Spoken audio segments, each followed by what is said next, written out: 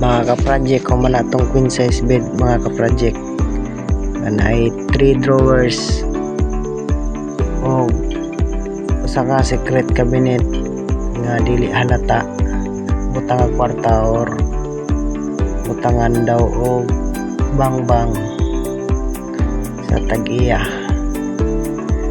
Solid Chimelina wood mga ka-project, 13 inches ang height, tapos 8 inches ang puma ni mga ka-project. Munang clearance na sa headboard,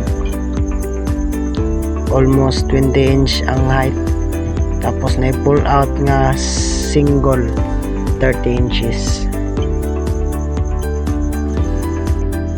20 inch na ang height ani mga ka-project kung mabutangan og pum nga 8 inches, kay 8 inches daw yung pum.